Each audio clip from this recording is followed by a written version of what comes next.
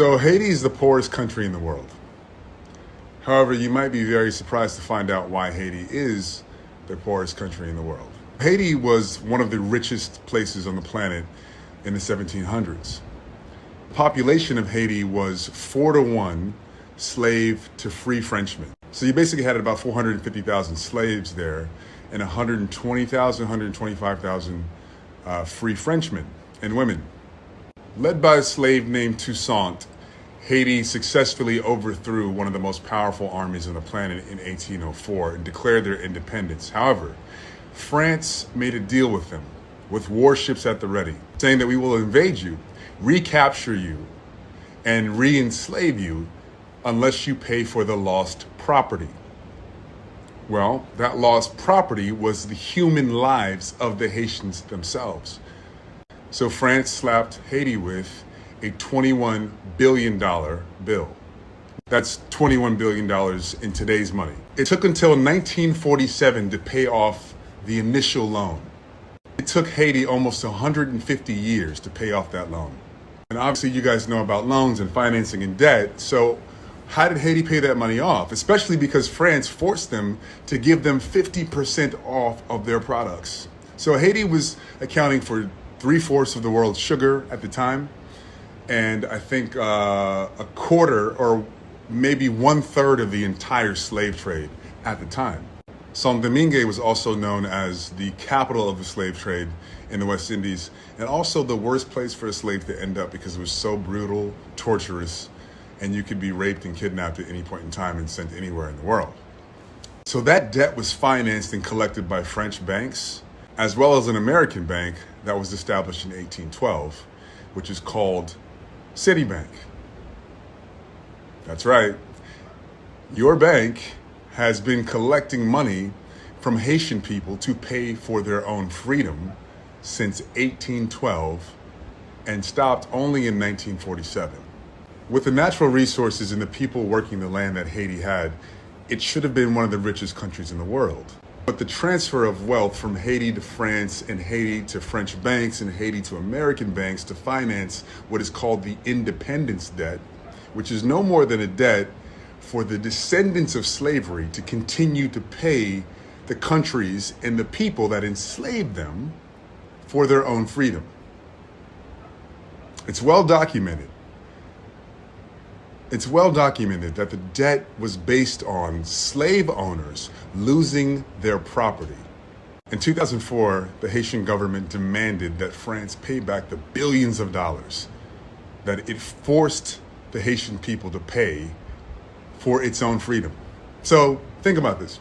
It's like France had their warships ready, just basically gangstered their way into Haiti's pockets. After Haiti beat the French military in 1804, by 1825, France had warships at the ready. Off the coast of Haiti, looking at the island like, nice island you got there. Be a real shame if something happened to it.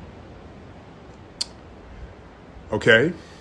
So basically France is like, nice island you got there. Nice freedom you've gained there. Be ashamed if something happened to it. Wow. That's the most gangster, ridiculous, disgraceful shit I've ever heard in my life. In 2004, the Haitian government demanded that France pay back the billions of dollars it paid to protect its own borders and to be a sovereign nation. Can you imagine if you had to pay somebody so that they wouldn't attack you? If you had to pay somebody so that they wouldn't enslave you? If you had to pay somebody because your great-grandparents had been kidnapped and held hostage, and the price that you had to pay for a free life was billions of dollars to the people who did it.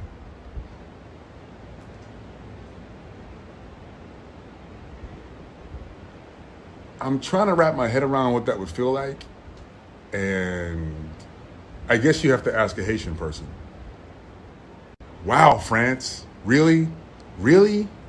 And after the Haitian government demanded that France pay back the billions of dollars that it unfairly had to pay to France to keep their sovereignty, to keep their freedom, to keep their lives, 11 years later, in 2015, France said, fuck you.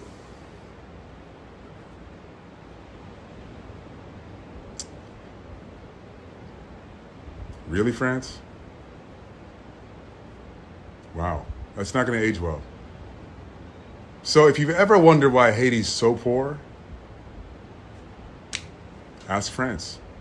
This is the most egregious and famous independence debt that the Caribbean has had to pay to its former enslavers. But it's not the only one. Just imagine where this world would be if black people didn't have to pay back the children of the enslavers. Now, I really want you to think about that for a second. Where would this world be if the descendants of slaves didn't have to pay back the descendants of the slave owners? The descendants of slaves had to pay back a debt to the people who enslaved them and their children and their children and their descendants. Where would we be if that ridiculous shit never happened? Where would Haiti be right now if France gave them back the $21 billion that they gave them for their lives and their freedom? People refer to reparations as if it's not owed, as if it's a controversial stance. However, nobody said shit when Haiti had to pay $21 billion just to keep their lives. So somehow it's controversial that the descendants of the people who were held hostage and kidnapped want to be paid for their troubles, want to be paid for the injustices done to their ancestors, and how those injustices play out and manifest in our lives today. There needs to be repair of that. However, that's a controversial issue, but it's not a controversial issue for some reason that the Haitian people and several other islands in the Caribbean had to pay back the slave owners and the slave owners' descendants for loss of property.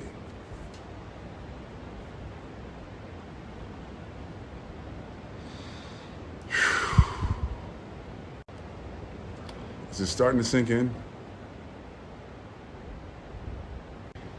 I don't know what the answer is, but if you're French, I highly recommend that you reach out to your government and tell them to give Haiti their money back.